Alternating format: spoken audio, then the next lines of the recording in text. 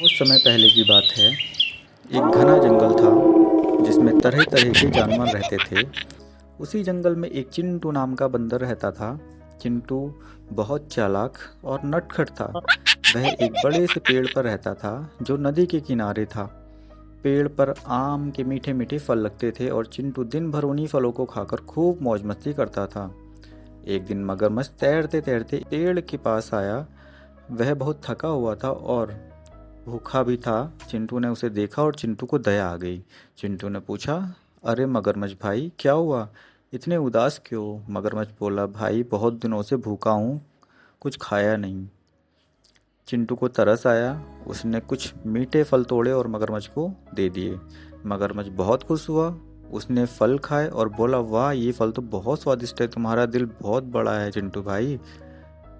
अब मगरमच्छ रोज आता और चिंटू उसे फल खिलाता। धीरे धीरे दोनों अच्छे दोस्त बन जाते हैं।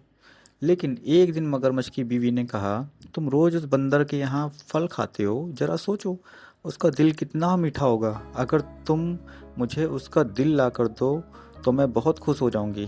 मगरमच्छ की बात बुरी तो लगी, लेकिन वो बीवी से डरता था। मजबूरी में वो एक योजना बनाकर फिर पेड़ के पास गया। उसने चिंटू से कहा, चिंटू भाई, चलो आज तुम्हें अपनी झील में घुमा के लाता हूँ, बहुत सुंदर जगह है। मगरमच्छ बोला कि वहाँ पर बहुत तरह के फल भी हैं, क्या तुम उन फलों को खाकर देखना चाहोगे? चिंटू को पहले हिचकिचाहट तो हुई, लेकिन फिर वो मान गया और फिर मगरमच्छ की पीठ पर बैठ गया और दोनों नदी में उतर गए। नदी के बीच में पहुंचकर मगरमच्छ बोला, सुनो चिंटू, मुझे माफ़ करना, लेकिन मेरी बीवी तुम्हारा दिल खाना चाहती है, मैं तुम्हें मारने जा रहा हूँ। चिंटू घबरा तो गया, लेकिन उसने तुरंत एक तरकीब सोची। वो बोला, अरे ये तो तुमने पहले क्यों नहीं बताया? मेरा दिल तो मैं पेड़ पर रख करके आ गया। चलो वापस चलते हैं, दिल ले लो और फिर जो करना है करो। मगरमच्छ को कुछ शक तो हुआ, लेकिन वो वापस पेड़ की तरफ तैरने लगा।